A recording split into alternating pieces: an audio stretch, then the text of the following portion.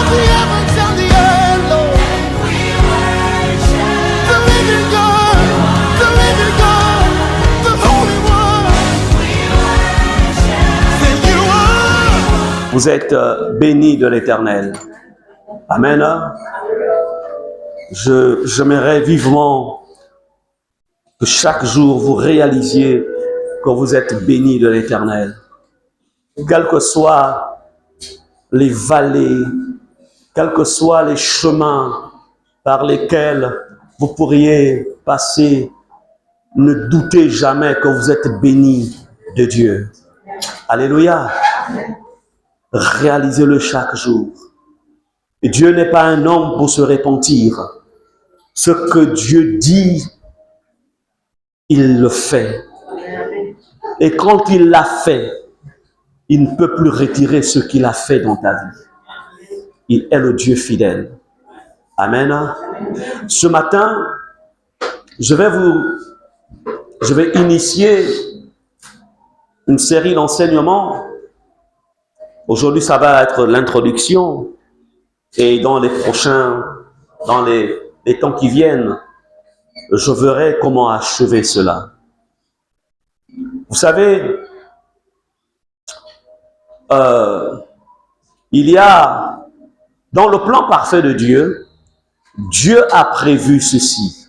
La Bible déclare, dans le psaume chapitre 23, verset 1, il est écrit, « L'Éternel est mon berger, je ne manquerai de rien. » Est-ce qu'on peut le répéter? L'Éternel est mon berger, je ne manquerai de rien. Donc, dans le plan parfait de Dieu, il a prévu que pour chacun de ses enfants, il ne leur manque de rien. La question, pourquoi alors il arrive qu'il nous manque certaines choses? Parce que dans son plan parfait, il dit, tu ne manqueras de rien. Je voudrais ici vous parler encore une fois d'une sphère que beaucoup de personnes généralement négligent, mais qui agit subtilement, mais efficacement contre les enfants de Dieu, contre les humains en général. Mais puisqu'ici, nous sommes à l'église, on parlera d'enfants de Dieu. Alléluia. Alors, l'homme, lorsqu'il n'est pas né de nouveau, en fait, a plus conscience du monde matériel. Ce qu'on appelle monde matériel, c'est le monde physique dans lequel nous vivons au quotidien. Donc, et l'être humain est plus conscient donc du monde physique, et il est moins conscient en fait des sphères ou de la sphère spirituelle. Et tant que vous ne serez pas conscient de manière permanente de la sphère du monde invisible, écoutez, vous serez en vérité la proie permanente de l'ennemi. Et moi, au nom du Seigneur, nous ne voulons pas que vous soyez constamment la proie, en fait, des esprits méchants. Alors, je vais vous parler donc de l'importance de traiter ses rêves ou ses songes. Répétons, l'importance de traiter ses rêves ou ses songes. Voici le domaine dans lequel le monde des ténèbres agit beaucoup contre les enfants de Dieu et ils sont extrêmement passifs. C'est aussi, parfois Dieu aussi visite ses enfants,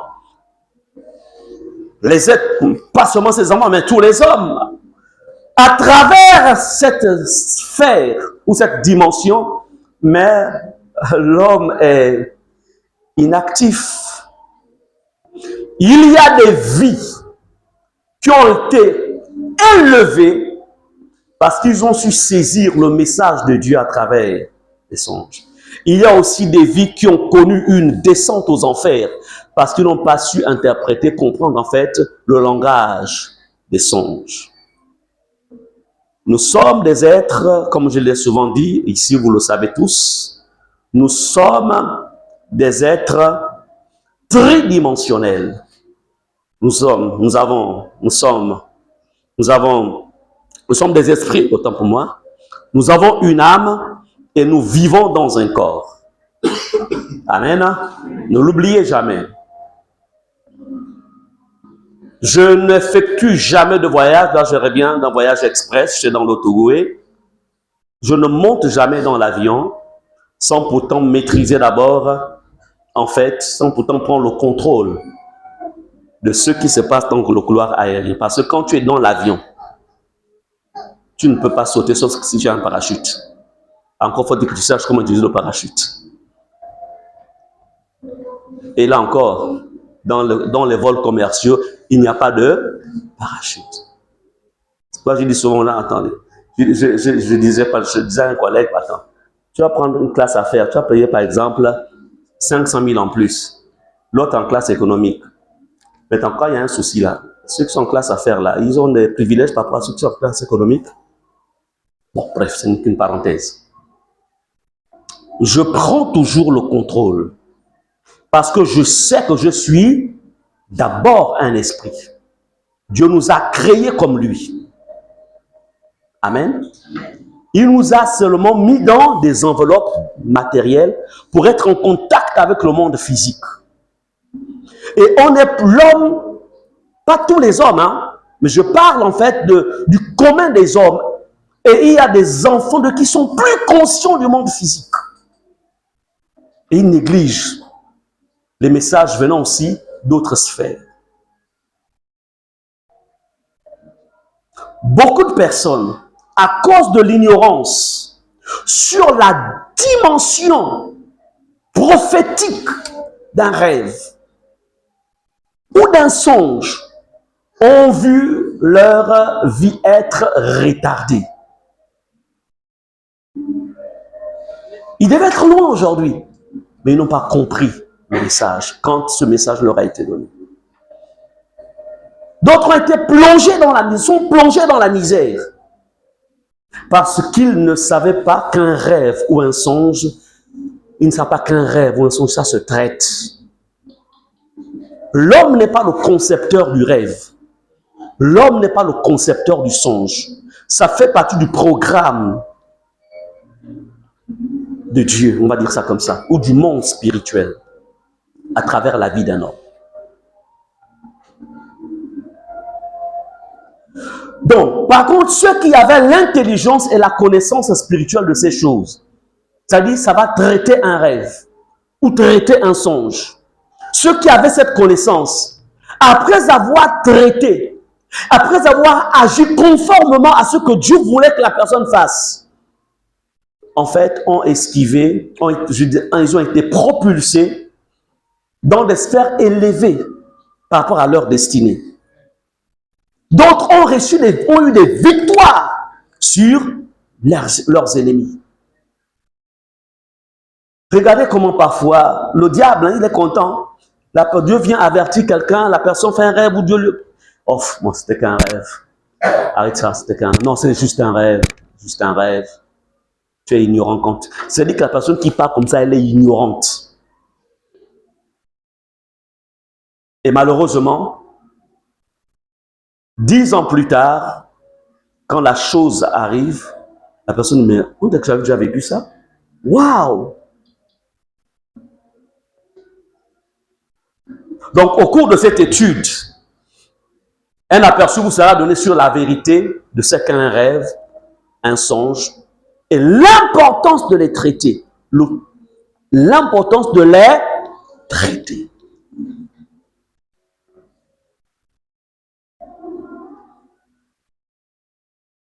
Amen. N'oubliez jamais cela. Un rêve, ça se traite.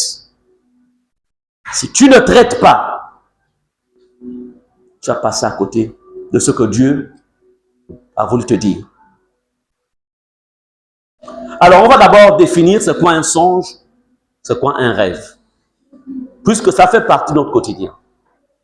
Il y a certains qui vous diront, mais moi je ne rêve jamais. Quelqu'un qui ne rêve pas, ce n'est pas un avantage. Il est prisonnier. Dans les sphères spirituelles, la personne est prisonnière. Quand quelqu'un est en prison, est-ce qu'il peut voir ce qui se passe à l'extérieur? Non. Soit on lui a percé les yeux et il ne peut plus voir. Soit on a mis un voile dans sa dimension en fait spirituelle et il ne peut plus voir. Parce que le rêve ou le songe, c'est comme en fait Dieu qui vient ouvrir ton canal spirituel, ta vision spirituelle pour que tu vois ce qui est préparé pour toi ou contre toi. Le monde physique est un monde qui est, on va dire, qui fonctionne dans qui peut avoir un passé, un présent, un futur. C'est le monde temporel. Mais le monde spirituel, ou je dirais, je parlais du monde divin ou même du monde opposé. En fait, là-bas, on appelle ça la dimension de l'éternité. C'est-à-dire, c'est quelque chose qui n'est plus... Tout est, en fait, c'est établi.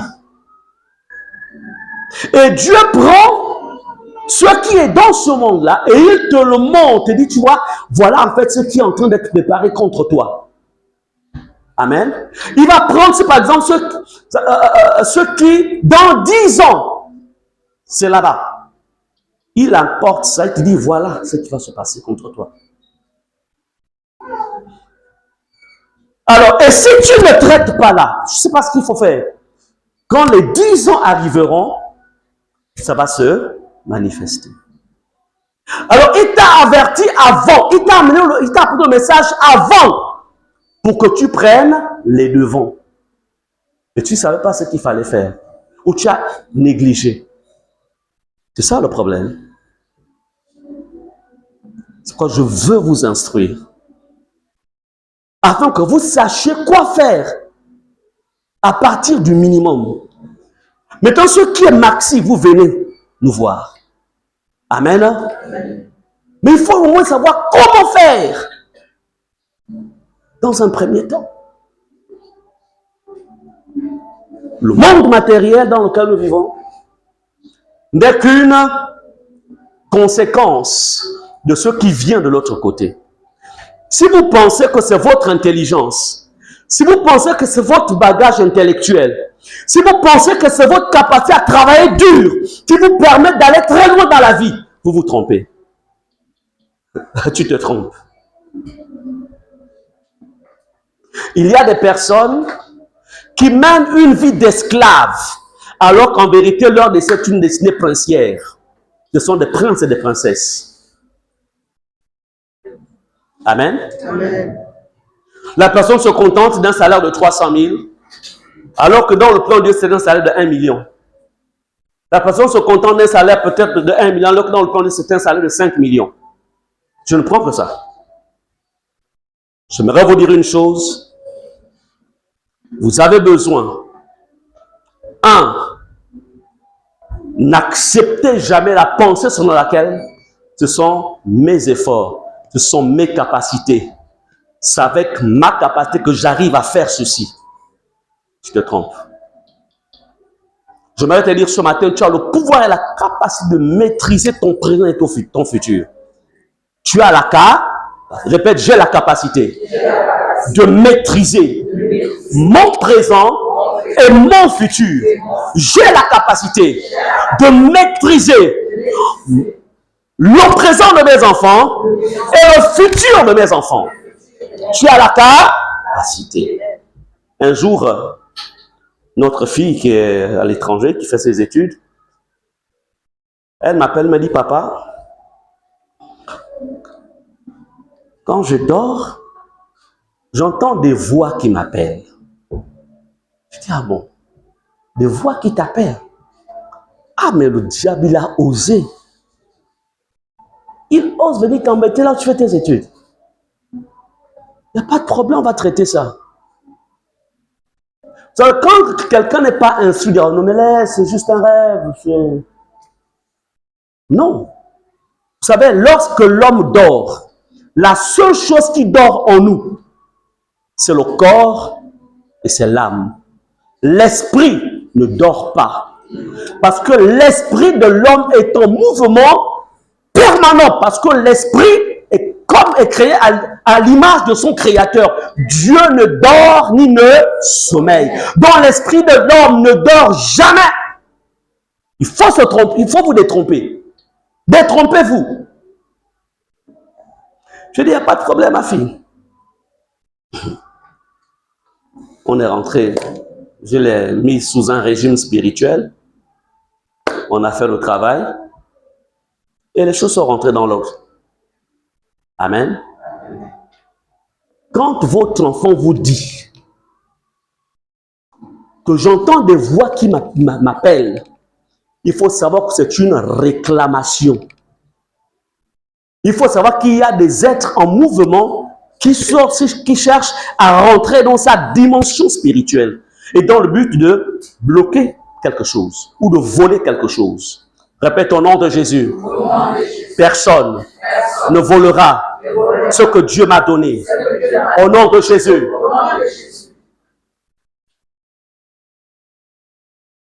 Dans la Bible, le terme songe et rêve sont souvent utilisés de manière interchangeable. Mais il existe une distinction subtile entre les deux, entre le songe et le rêve. Une bonne partie de ta vie est gérée à partir des rêves que tu fais ou des songes que tu reçois. Une bonne partie de ta vie. Ne vous y trompez pas. C'est pourquoi je disais que lorsque tu ne rêves pas, il faut venir nous voir. Tu es en danger. Ce n'est pas normal de ne pas rêver. Demande ta Bible. Tatemom, viens ici, viens ici. Il est toujours bien habillé, on sent que c'est un prince du Seigneur. Voilà. Imagine-toi que, imagine je mets ceci devant les yeux de Tatemom. Et qu'il y a un trou ici. Je avance. Est-ce qu'il va voir le trou? Il ne pourra pas voir. Pourquoi? Parce qu'en fait, ça ne veut pas dire qu'il n'a pas les yeux. Il a les yeux, mais les yeux sont fermés. On a mis une fois. C'est bon, tu peux t'asseoir. Ce n'est pas normal de ne pas rêver, de ne pas voir. Et chers parents, écoutez, il faut parfois poser la question à vos enfants. Quel rêve tu as fait aujourd'hui? Qu'est-ce que tu as vu dans les rêves? Amen. Votre enfant dit, j'ai rêvé en fait que je m'envolais comme Superman. Et toi tu diras, ah, mais ce sont les dessins animés que tu suis. On est en train de l'initier dans la sorcellerie. On l'initie. Il y a un message. Bref. Le rêve, par définition, déjà le rêve est un phénomène naturel qui survient durant le sommeil. En hébreu, le rêve se dit alon en hébreu et en grec enipnion. C'est pour dire que depuis ce temps-là, ceux qui nous ont précédés, ils ont travaillé, ils ont compris c'est quoi le rêve, c'est quoi le songe.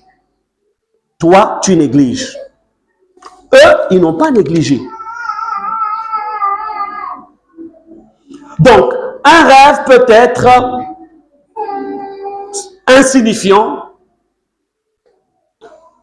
comme aussi il peut être porteur de sens. Mais tu ne peux pas déjà dire, ce rêve ne veut rien dire. Non, il faut examiner. Amen. Il faut l'examiner. Dieu utilise les rêves pour communiquer avec des individus, avec des personnes. Voilà pourquoi il est important aussi d'être discipliné dans votre temps de sommeil. Il est important. Vous avez des personnes, qui sont des dortards, ils estiment que c'est un style de vie. Non. Tu ne peux pas apprécier ça.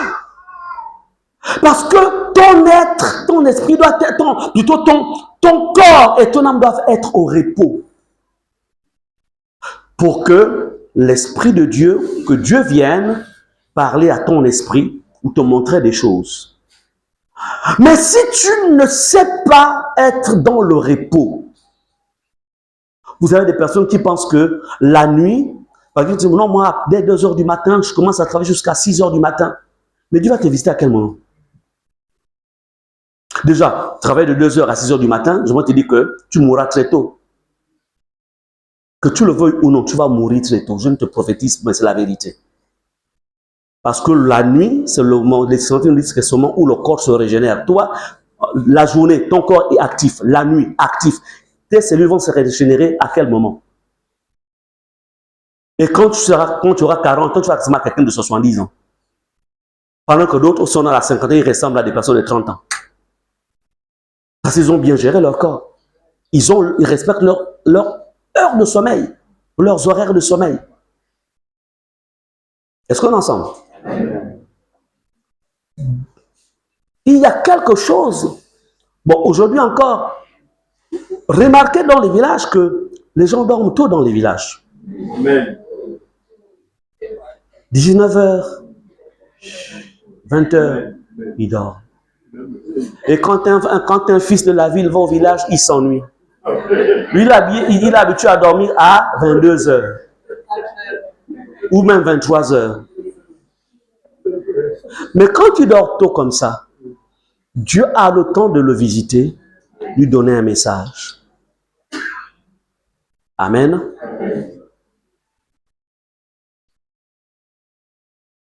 Donc, Dieu utilise les rêves pour communiquer avec l'homme. Comme dans le cas de Joseph, dans la Bible, le cas de Jacob, on verra ça un peu plus loin. Donc, retenez plutôt que le rêve peut être soit insignifiant, c'est-à-dire il n'a pas de sens, soit il est porteur d'un message.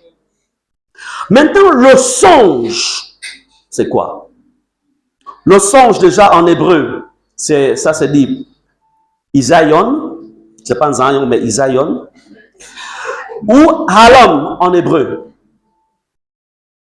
Donc, plutôt en grec, autant pour moi. Donc, Halom en hébreu plutôt et Orama en grec. Donc, vous savez, c'est important vous savez que l'Ancien Testament a été écrit en hébreu et le Nouveau Testament en grec. C'est la langue d'origine donc de ces écrits. C'est pourquoi pour mieux comprendre le sens en fait d'un mot, il est parfois important que nous repartions à la langue d'origine. Amen. Amen. C'est important. Alors donc, le songe désigne un rêve particulier qui contient une révélation divine. Donc, le songe est du domaine de Dieu. Quand quelqu'un fait un songe, c'est accompagné d'un message qui vient de Dieu. Amen. Ce qui est différent du rêve, qui peut être insignifiant ou qui peut aussi être porteur d'un message. Donc, le songe est souvent vu comme un message direct de Dieu, donc destiné à avertir, à guider ou à annoncer un événement futur. Le songe. Donc, le songe est quelque chose de divin ou de divine. Est-ce qu'on est ensemble? Amen. Le songe est divin. Maintenant, voici en fait des canaux que Dieu a prévus pour parler à l'homme. Et toi, tu es ignorant de ça. Comment tu peux gérer ton futur? Comment tu peux t'en sortir? Comment? Nos ancêtres considéraient les rêves sans avoir Christ dans leur vie. Au temps biblique, ils considéraient les rêves. Mais l'homme moderne, malheureusement, néglige les rêves. Mais étant enfant de Dieu, tu ne peux pas négliger les rêves. Amen. Donc, nous retenons ici que le rêve peut être naturel ou inspiré. Par contre, le songe, en fait, est un rêve à travers lequel Dieu vient te parler, te dire quelque chose. Je disais dans mon introduction, il y a des choses que tu vis maintenant parce que tu n'as pas su interpréter ce que Dieu a voulu te dire. Dieu t'a annoncé hier dans les rêves. Il y a une vie que tu mènes maintenant parce que tout simplement, tu n'as pas su traiter ce que Dieu est venu te montrer. Un rêve ne doit jamais être passif. Plutôt, ne doit pas être, en fait, un rêve doit toujours être traité. Toujours. C'est pourquoi je vais vous instruire.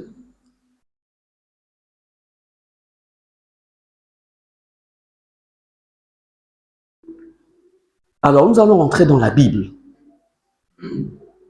pour saisir ce que Dieu veut nous enseigner.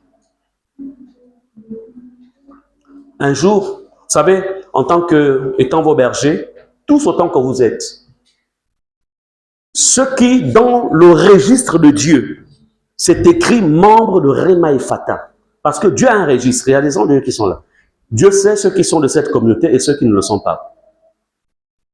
Personne parmi vous ne peut avoir quelque chose sans pourtant que Dieu ne vienne le dire. Par rapport à ceux qui sont membres du Fata.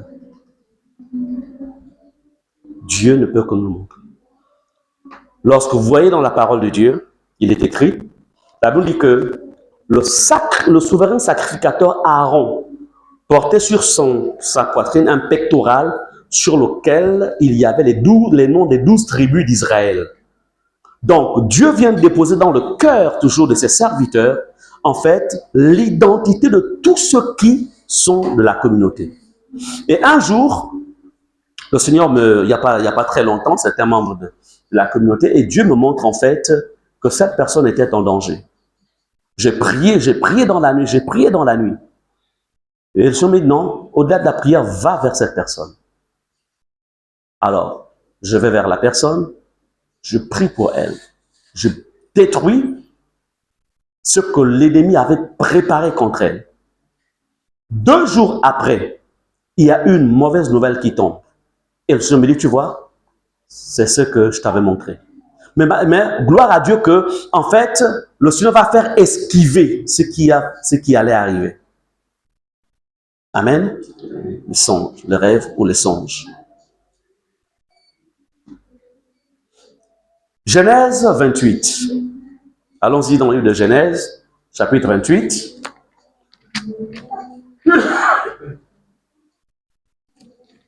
Genèse, chapitre 28,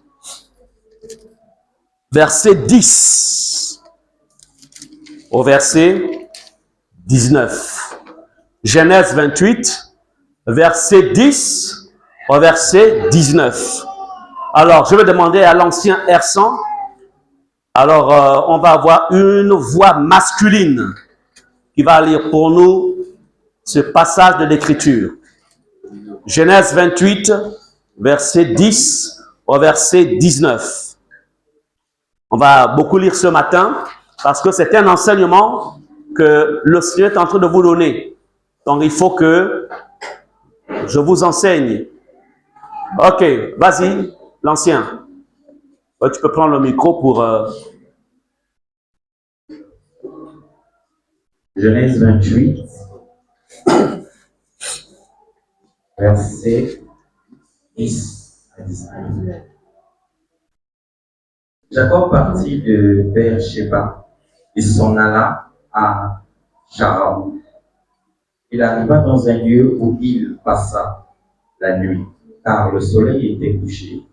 Il y prit une pierre dont il fit son chevet, et il se coucha dans ce lieu. Il y eut un songe, et voici une échelle était appurée sur la terre, et son sommet touchait au ciel. Et voici les anges de Dieu montaient et descendaient par cette échelle. Et voici l'Éternel se tenait au-dessus d'elle. Et il dit, je suis l'Éternel, le Dieu d'Abraham, ton père, et le Dieu d'Isaac. La terre sur laquelle tu es couché, je la donnerai à toi et à ta postérité. Ta postérité sera comme la poussière de la terre. Tu t'étendras à l'Occident et à l'Orient, au septentrion et au Midi, et toutes les familles de la terre seront bénies en toi et en ta postérité. Voici, je suis avec toi. Je te garderai partout où tu iras. Je te ramènerai dans ce pays, car je ne t'abandonnerai point que je n'ai exécuté ce que je te dis. Jacob s'éveilla de son sommeil et il dit, certainement l'Éternel est en ce lieu, et moi, je ne le savais pas. Il eut peur et dit que ce lieu est redoutable. C'est ici la maison de Dieu, c'est ici la porte des cieux. Et Jacob se leva de bon matin et prit la pierre dont il avait fait son chevet. Il la dressa pour monument et il versa de l'huile sur son sommet. Il donna à ce lieu le nom de Bethel, mais la ville s'appelait auparavant Luz. Merci, ancien. Tu peux t'asseoir, tu gardes le micro. Regardez comment l'avenir de la vie de quelqu'un va se dessiner à partir d'un message qu'il reçoit dans le rêve. Amen. Disons le songe. On va rester dans le contexte selon la définition que j'ai donnée. À partir d'un songe.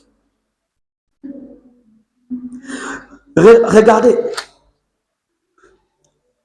Jacob, dès qu'il fait le songe, il va garder ce songe-là. Il va l'écrire. À l'époque, c'est sur des tablettes. Il va écrire le songe. Nous sommes aujourd'hui au 21e siècle après Jésus-Christ. Donc, on ne prend... ce n'est pas en l'an 0 que ça se passe après Jésus. C'est des milliers d'années avant. Mais parce que Jacob avait été instruit par son père, Jacob comprend que un songe, ça ne se perd pas. On ne doit pas perdre le contenu d'un songe. Il écrit cela. C'est pourquoi cela nous parvient à nous, génération d'aujourd'hui. Quels sont les songes que tu as gardés? Quels sont les songes que tu as écrits quelque part? Jacob va aussi raconter cela à ses enfants. Cette visitation. Et tout le peuple d'Israël sera instruit sur ce que Jacob avait vécu en ce temps-là. Dans un songe, il dort, il reçoit un songe. Dans ce songe, il y a des promesses qui lui sont données. Il y a des bénédictions qui lui sont données, qui lui sont communiquées. Combien de messages précieux nous avons perdus? Combien de messages, de messages précieux, des directions qu'on a laissé échapper. Parce que tout simplement, on dort. Dieu vient nous donner des informations. On garde cela dans la tête pendant 1 ou 2 jours. Et puis, à la fin de la semaine, tout a disparu. Mais, cela est dû à quoi? Cela est dû à un problème d'ignorance. Dis au nom de Jésus. Délivre-moi de cette ignorance. Songe. Il y a des situations que Dieu m'a fait esquiver à partir d'un message que Dieu m'avait envoyé dans un songe, dans un rêve. J'ai esquivé cela. Est-ce qu'on est ensemble? Amen. Ce message, il est là pour que tu te réappropries tes rêves, tes songes. Que tu ne les fasses plus, en fait, échapper. Il y a des trésors dans les rêves. Amen. Amen. Et si tu les laisses échapper, l'ennemi va prendre ça. Parce que le monde spirituel est actif. Il est actif. Donc ici, Jacob reçoit dans le songe, en fait, ce message dans lequel déjà Dieu se révèle à lui, dit, je suis l'Éternel, le Dieu d'Abraham, le Dieu de ton père et le Dieu d'Isaac. La terre sur laquelle tu es couché, je la donnerai à toi et à ta postérité. Ce n'était pas dans le jeûne, il n'était pas dans le jeûne, il n'était pas dans la prière, il était tout simplement couché et il a été visité.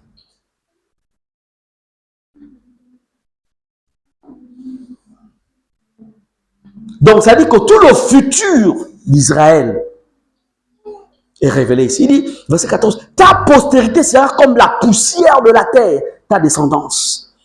Tu t'étendras à l'Occident et à l'Orient, au septentrion, au midi, et toutes les familles de la terre seront bénies en toi et en ta postérité. Alléluia. Lorsque Jacob se réveille, au verset 18, il prit la pierre dont il avait fait son chevet, il la dressa pour monument, et il versa de l'huile sur son sommet, parce qu'il avait réalisé que là, c'est un message que je viens de recevoir. C'est une visitation que j'ai vécue. Ce n'est pas un simple songe. Amen. Amen. Et il a posé